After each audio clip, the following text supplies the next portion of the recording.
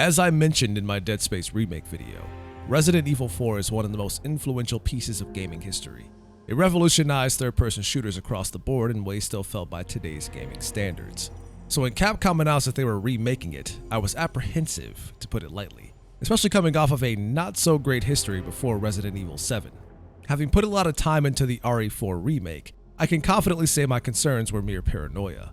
While it doesn't revolutionize or innovate the same way its predecessor did, it doesn't need to due to the impact of the original.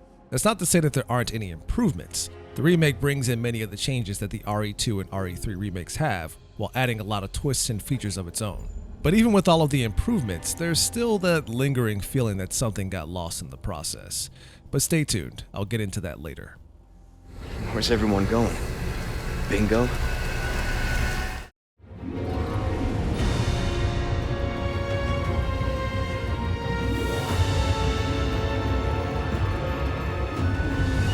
Capcom played it safe in ensuring the remake follows the same premise as the original, almost to the letter.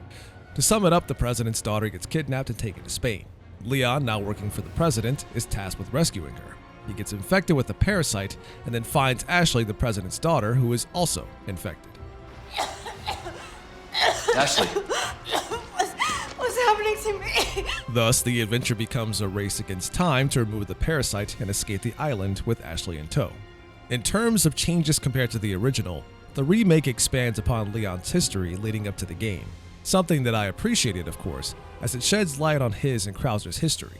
Then there's Luis Serra, who gets a lot more attention this time in the base game and more so in the Separate Ways DLC. And as for Ada, she leans much harder into the sexy femme fatale archetype. She still helps Leon behind the scenes, which is explained further and more in depth in the Separate Ways DLC this time.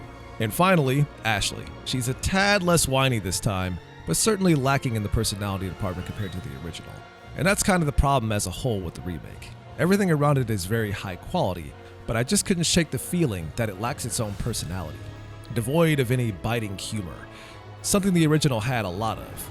But by the time the story ends, it's painfully clear what's next on the remake agenda for Capcom.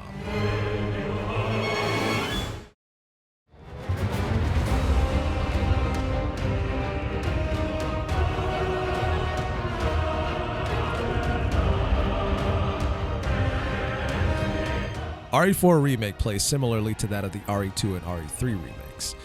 Funny when considering those games are based on the foundation that the original RE4 established. But that's not to say that the game doesn't have a few twists, even when compared to the original, and I'll explain. Weak point damage is still a thing, like headshots doing critical damage. However, enemies don't always stay dead, and sometimes reawaken in a halfway state between the tentacle head form and the Ganado form. They're much more aggressive in this form as well. The combat knife returns with a new function, allowing you to parry attacks and follow up with a counter. This even applies to chainsaws, which is absurd, and I love it.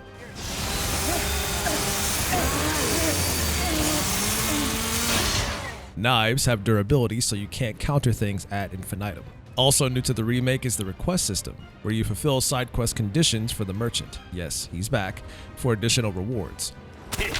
Good stuff, stranger. What can I interest you in? A very welcome change is to the Ashley following mechanic. She no longer has a health bar, saving you the trouble of managing her and saving healing items for the most important character, yourself. She can still be killed or snatched away through the door to the void, resulting in an instant game over. Separate Ways has been turned into a DLC because, of course it has. But I'll admit it's a quality piece of content for $10, including twists that weren't in the original.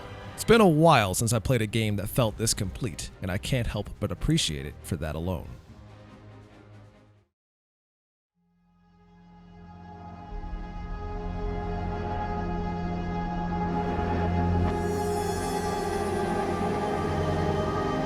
If you've played any Capcom game made in the last 7 years, you're probably familiar with the RE engine and how good it can look, especially when its capabilities are taken advantage of on powerful hardware. RE4 Remake is another on that list that ranges from fantastic to incredible. Character models look remarkable, even more so on PC, where you can crank the settings up, like hair strands. Environments look great, particularly indoors, however outdoor environments can be hit or miss in some spots where low quality textures can easily be spotted. With it playing on horror themes, audio is of the utmost importance, and the remake's inclusion of 3D audio exemplifies this. And you'll be happy for surround audio when trapped in a dark room with a regenerator.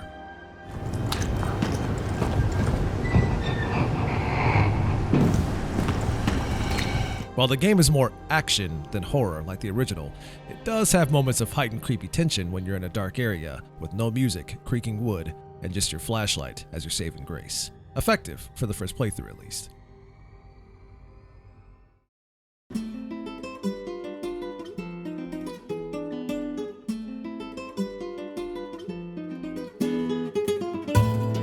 The Resident Evil 4 remake is another in a growing list of great remakes from Capcom, and was the one I was the most concerned about. The original is one of my favorite games of all time after all, so I had my reasons to be concerned.